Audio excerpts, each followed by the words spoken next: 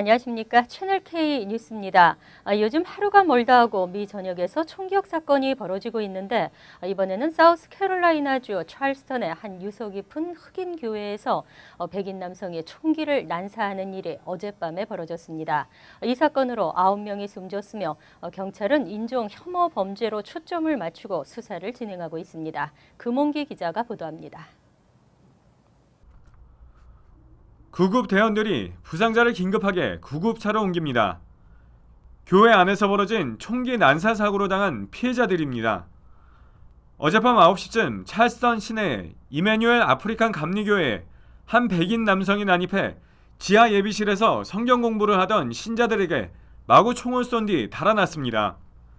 총기 난사 사고로 인해 그 자리에서 8명이 목숨을 잃었고 병원으로 옮겨진 2명 중 1명도 결국 숨을 거뒀습니다. 용의자로 지목됐던 21살의 딜란 루프는 범행 하루 만인 오는 오전에 검거됐습니다.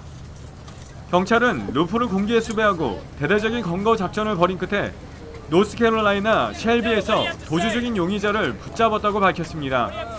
당국은 루프를 이번 사건을 중호 범죄로 보고 본격적인 수사에 착수했습니다. 경찰은 이번 사건을 왜 증오 범죄로 보고 수사하느냐는 언론의 질문에 희생자들은 흑인이라는 이유로 살해됐다고 밝혔습니다. 한편 오바마 대통령은 오늘 오후 총기 난사 사건과 관련해 성명을 발표하고 유가족에 대한 애도의 뜻을 표명했습니다. 미 전역은 경찰의 흑인 과잉 진압 등 인종차별 논란으로 뜨겁습니다. 이번 사건으로 인해 인종 갈등이 더 심화되는 건 아니지 우려의 목소리가 높습니다. 채널K 뉴스 금홍기입니다. 미 비자 신청과 발급 수속이 열흘째 전면 중단되고 있습니다. 비자 수속이 이처럼 오래 지연된 적은 없었는데요. 미국을 방문하려는 한국인 여행객과 어학 연수생들이 발을 동동 구르고 있습니다. 주한미 대사관은 지난 8일부터 미 비자 발급 주체인 연방 국무부에 비자 시스템에 기술적 문제가 생겼다고 밝혔습니다. 이에 따라 현재 90일 이상 미국에서 체류하기 위해 받아야 하는 모든 비이민 비자의 발급이 열흘째 전면 중단됐습니다. 하지만 이번 문제는 언제 해결될지 불투명해 당분간 비자 수속의 차질이 지속될 것으로 전망되고 있습니다. 비자 시스템 문제로 주한미 대사관에서 2, 3일간 비자 수속이 중단된 적은 있었지만 이번처럼 10일 이상 지속된 경우는 처음입니다. 이에 따라 올여름 미국을 방문하려는 한국인 여행객과 어학 연수생들의 피해가 이어지고 있습니다. 이에 대해 미 대사관 측은 이번 문제가 한국뿐 아니라 전 세계 문제에 해당된다며 연방 국무부에서 해결할 때까지 기다릴 수밖에 없다고 밝혔습니다. 다만 사정이 급한 사람에 한해서는 긴급 인터뷰 일정을 잡는 등 피해를 최소화하기 위해 노력하고 있다고 해명했습니다. 뉴욕 총영사관 이전 공사비 문제를 둘러싼 파문이 일파만파로 퍼지고 있습니다. 이번에는 뉴욕 총영사관이 미국계 인테리어 업체에 의해 소송을 당했습니다. 뉴욕 총영사관 이전 공사를 맡았던 건설 하청회사 가운데 한 곳인 미국계 인테리어 업체 프리시전 인테리어사가 뉴욕 총영사관과 원청 건설업체 스카일랜드사 등을 상대로 소송을 제기했습니다. 프리시전 인테리어사는 공사대금 6만 1,960달러를 받지 못했다며 뉴욕주 맨해튼 지법에 지난 3일 소장을 접수했습니다. 다른 하청업체들이 스카일랜드사와 뉴욕 총영사관의 레노드인 한국무역협회를 상대로 소송을 제기한 적은 있지만 뉴욕 총영사관이 직접 피소된 것은 처음입니다. 프리시전 인테리어사는 소장에서 계약대로 공사를 시행했는데도 불구하고 일부 공사 대금을 지급받지 못했다며 뉴욕 총영사관과 스카일랜드사 등에게 미지급 공사 대금 정산분과 함께 징벌적 손해배상을 요구한다고 밝혔습니다. 이에 대해 뉴욕 총영사관은 적법하게 체결된 계약대로 공사 대금을 원청업체인 스카일랜드사에 지불한 만큼 모든 책임은 스카일랜드사에 있다며 고소업체를 상대로 맞소송을 걸겠다는 입장을 밝혔습니다. 뉴요커들은 각종 규제와 처벌로 몸살을 앓고 있습니다. 하지만 음주운전에 있어서는 처벌이 약한 편으로 나타났는데요. 뉴저지주도 마찬가지로 음주운전 처벌은 약했습니다. 개인재정 관련 소셜 네트워크 분석 기관인 윌렛 허브는 미국 내 50개 주를 대상으로 각 주 정부의 음주 운전자에 대한 처벌 강도 등을 조사해 종합 분석했습니다. 이 가운데 음주운전에 대한 처벌과 규제 지수가 가장 높은 주는 애리조나주였고, 이어 알래스카와 커네티컷, 웨스트버지니아, 캔자스 등의 순으로 나타났습니다. 뉴욕주는 전국 50개 주 가운데 31호 중간보다 약간 낮았고, 뉴저지주는 41위, 펜실베니아주는 49위 로 하위권을 차지했습니다. 음주운전자에게 매기는 벌금 기본 액수는 알래스카주가 1차 적발 때 최소 $1,500, 2차 적발 때 최소 $3,000로 가장 높았고, 음주운전 체포자의 의무 수감 기간은 애리조나주가 1차 적발 때 10일, 2차 적발 때 90일로 가장 길었습니다. 뉴욕의 경우 순위는 중간이지만 음주운전 기록 유지 기간이 10년에 면허 정지 기간 1개월 등의 강력한 규제 조항 등을 도입하고 있습니다. 하지만 뉴저지의 경우는 음주운전에 걸려도 면허 정지나 차량 압류 없이 음주운전에 대한 규정이 다소 느슨한 것으로 조사됐습니다. 뉴욕주 자동차 딜러 세 곳이 소비자들에게 $1,400만 환불하기로 했습니다. 고객 몰래 크레딧 교정과 신분 도용 방지 서비스 등의 옵션을 끼워 팔기 한 혐의인데요. 한인들도 상당수 포함된 것으로 알려졌습니다. 뉴욕주 검찰은 퀸즈 우드사이드와 웨스트체스터 카운티 등지에서 운영되고 있는 파라곤 혼다, 파라곤 아큐라, 와이플레이스 혼다 등 딜러 세 곳이 소비자 15,000명에게 총 $1,350만 이상을 반환하기로 합의했다고 밝혔습니다. 크레딧 교정 전문 업체 크레딧 포켓잇은 일부 자동차 딜러에 불법적으로 크레딧 교정과 신분 도용 방지 서비스 등을 팔았고, 딜러들은 이 서비스를 더 높은 가격에 소비자에게 판매해온 것으로 드러났습니다. 특히 각 딜러들은 이러한 서비스를 팔면서 돈을 미리 받은 것으로 조사됐습니다. 현행 뉴욕주와 연방법은 크레딧 교정이나 향상 등에 대한 서비스 비용을 미리 받을 수 없도록 명시하고 있습니다. 검찰은 이들 세 딜러가 지난 2010년부터 지난해까지 이러한 크레딧 교정 등의 서비스를 소비자 몰래 끼워 팔기 했고, 이로 인해 일부 고객은 기본 차 가격의 $2,000 이상을 추가로 부담했다고 설명했습니다. 이들 딜러에는 환불 외에도 벌금 $32만 5천 부과됐습니다. 뉴욕시 버스 운전사 노조가 뉴욕시 비전 제로 프로그램에 반발하고 나섰습니다. 현실을 반영하지 않은 처벌 위주라는 주장인데요. 교통노조가 준법 운행 시위에 나섰습니다. 시교통노조는 시정부가 보행자 교통사고를 줄이기 위해 실시 중인 비전 제로 프로그램이 버스 운전사들의 현실은 반영하지 않은 채 처벌 위주로만 행해지고 있다고 지적했습니다. 또 이에 대한 항의 표시로 지난 16일 오전 7시부터 9시까지 맨해튼 북부 인우드 지역과 브롱스에서 준법 운행 시위를 실시했다고 밝혔습니다. 최근 6명의 메트로폴리탄 교통공사 소속 버스 운전사들은 보행자 사고로 처벌을 받을 상황에 놓여 있습니다. 이에 시교통노조는 시의회 교통분과위원회 위원장인 이다니스 로드리게즈 등 해당 지역 시의원에 대한 압력 행사를 목적으로 이번 시위를 추진했습니다. 이 시위로 해당 지역을 지나는 7개 버스 노선의 운행이 최장 35분가량 지연됐습니다. 노조원들은 승객의 승하차가 모두 완료되는 순간까지 버스를 정차시키고 횡단보도에 보행자가 있을 경우 운행을 하지 않는 등 규정을 모두 지키는 방식으로 시위를 벌였습니다. 교통노조는 이러한 방식의 준법 운행 시위를 앞으로도 계속 산발적으로 시행할 것이라고 밝혔습니다. JFK 공항에서 예약 없이 승객을 태우는 우버 차량들이 무더기로 압류되면서 우버 차량들의 불법이 또다시 도마에 올랐습니다. 뉴욕 특시 운전사 연맹도 이러한 불법 행위는 반드시 단속해야 된다는 입장입니다. 뉴욕시 택시 리무진국은 지난 4월 29일부터 이달 15일까지 불법으로 승객을 태운 우버 차량 496대를 압류했다고 밝혔습니다. 우버 운전자는 우버 어플리케이션을 통해 미리 예약한 승객만 태울 수 있고 예약하지 않은 승객을 길에서 태우는 것은 모두 불법입니다. 이번에 압류된 우버 차량의 대다수는 JFK 국제공항에서 승객을 태우다 적발된 것으로 나타났습니다.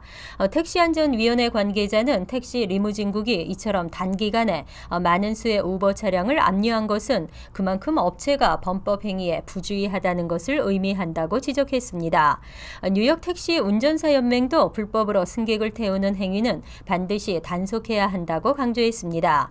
하지만 우버 측 대변인은 불법으로 승객을 태우는 우버 운전자는 전체 1% 미만으로 극소수일 뿐이라고 해명했습니다.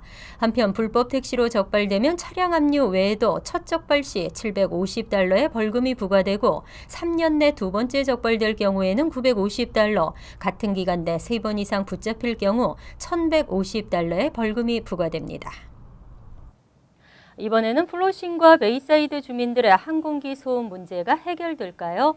뉴욕 뉴저지 항만청이 JFK와 라과디아 공항의 항공기 소음 문제 해결을 위한 본격 실행에 들어갔습니다.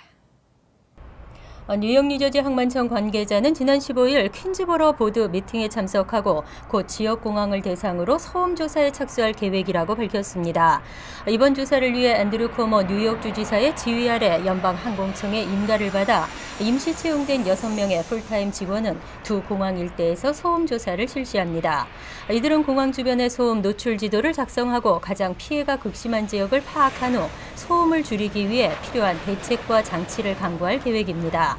항공기 소음 문제는 플러싱과 베이사이드 등 퀸즈 북동부 지역 주민들에게 삶의 질을 훼손시키는 가장 직접적인 공해로 지적돼 왔습니다.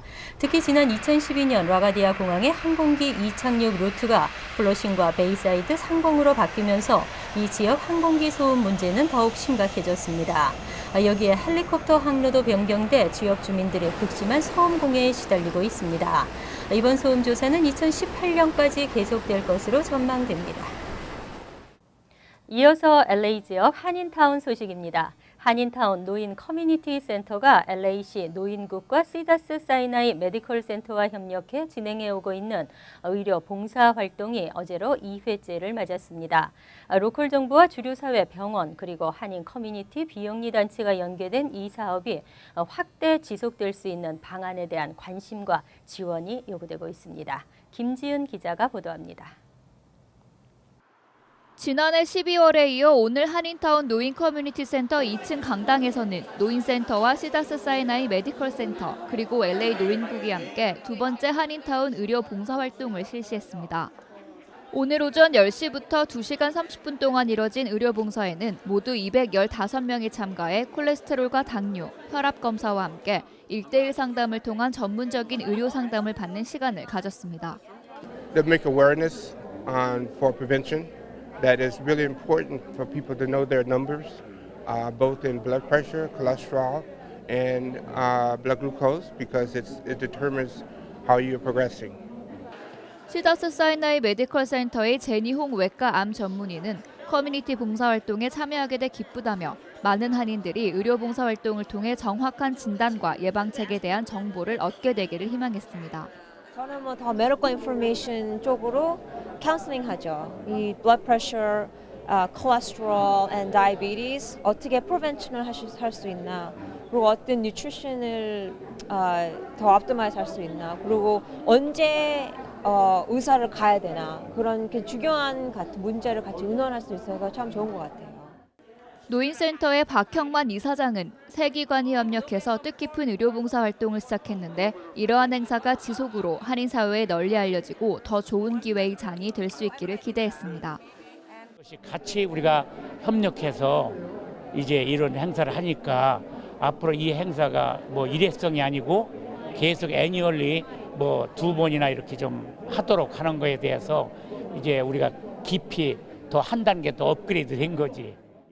LA 노인국의 헬렌 리 정보 담당자는 예상보다 많은 인원이 참가한 것이 의미가 있다며 이 행사가 활성화될 수 있도록 지원을 아끼지 않을 것이라고 밝혔습니다. 세 기관은 오늘 11월 4일에도 계절성 독감 예방접종과 혈압교육 검사 프로그램을 포함한 의료 봉사활동을 함께 실시할 예정입니다. TVK 뉴스 김지은입니다. 캘리포니아주의 실업률이 큰 폭으로 낮아졌다고 하지만 오렌지 카운티의 실업률은 여전히 심각합니다. 그래서인지 애나하임에서 열린 오렌지 카운티 취업 박람회에는 만여 명에 가까운 구직자들이 몰렸습니다. 김정균 기자가 취재했습니다. 올해로 7회째를 맞는 오렌지 카운티 취업 박람회 현장. 10,000명에 가까운 취업 준비생들이 몰렸고 250개 회사들이 채용 경쟁을 벌였습니다. 특히 취업 준비생은 물론 이직을 원하는 구직자들도 많아 달라진 취업 트렌드를 보여줬습니다. You know, this is an opportunity for job seekers not just to find new employment, but enjoy the flexibility of perhaps changing careers. 올해 처음 박람회에 참가한 회사들도 눈에 띄었습니다. 전기세 절감을 위해 솔라 패널을 설치해주는 태양열 전기회사, 대학 학비 인상으로 학비 부담에 시달리는 학생들을 위해 전공 선택은 물론 장학금 정보도 제공하는 업체 역시 이번 박람회는 처음입니다. 또 한국 기업으로는 유일하게 참가한 현대자동차는 구직자들의 큰 관심을 끌었습니다. We're always needing Korean speakers to either work at different dealerships. Sometimes we need a Korean service advisor. 정부가 올해 발표한 오렌지 카운티 지역 실업률은 6.3%, 캘리포니아 실업률 역시 지난 3월 6.9%로 떨어지면서 7년 만에 처음으로 6%대에 진입했습니다. 또 올 하반기엔 6% 초반대를 맴돌다 내년엔 5% 수준으로 내려갈 것으로 예상돼 가주 지역 경기가 느린 속도지만 차츰 회복세에 접어들 것이라는 전망도 나오고 있습니다. MBC 뉴스 김정균입니다. 대학 신입생에게 술 먹이기, 또 결혼식 때 짓궂은 장난. 하지만 이러한 장난들이 너무 지나쳐 사고가 이어지기도 합니다. 산동성 왕복 8차선 도로의 신호등 기둥에 벌거벗은 한 남자가 묶여 있습니다. 온몸이 투명 테이프로 휘감긴 이 남자는 결혼식을 앞둔 신랑입니다. 친구들이 꼼짝 못하는 신랑에게 케이크와 계란을 마구 던져댑니다. 신랑을 괴롭히는 나오동팡이라는 풍습입니다.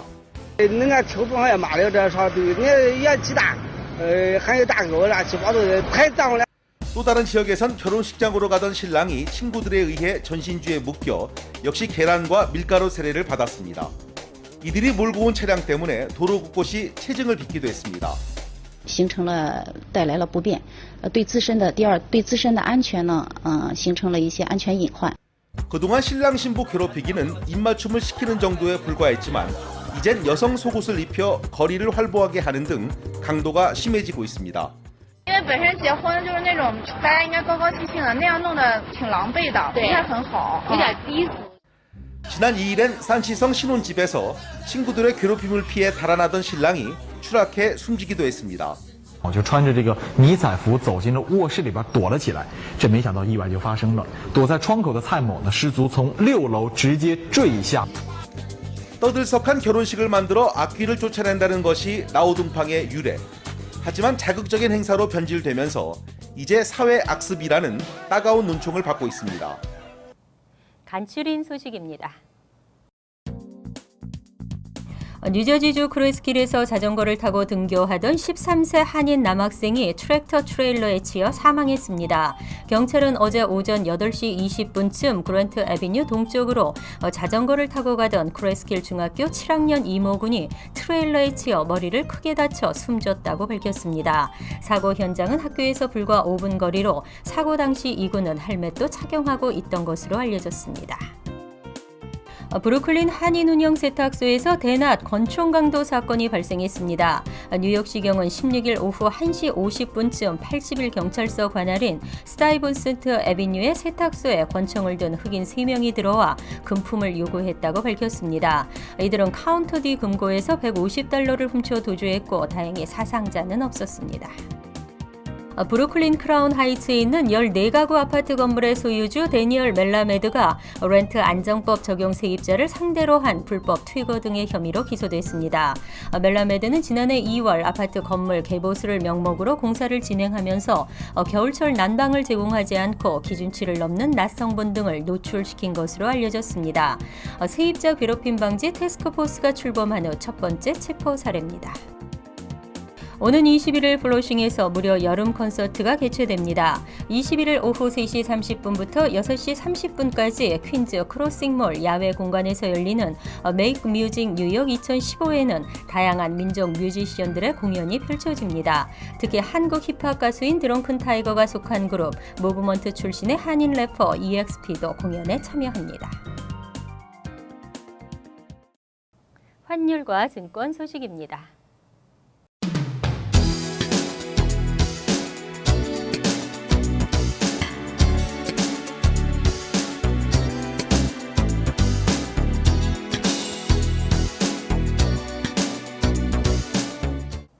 이어서 날씨입니다. 금요일은 오전 중 지나가는 비가 내리고 차차 개기했습니다. 낮 최고 기온은 84도, 섭씨 28도, 밤 최저 기온은 62도, 섭씨 16도로 예상됩니다. 토요일은 곳에 따라 간간히 흐리면서 대체로 맑겠습니다. 일요일은 흐리고 폭우가 예상되며 후덥지근하겠습니다. 월요일은 차차 개기겠지만 지역에 따라 간간히 흐리겠습니다. 항상 여러분과 함께하는 채널K 뉴스 여기서 마칩니다. 편안한 저녁 되시기 바랍니다.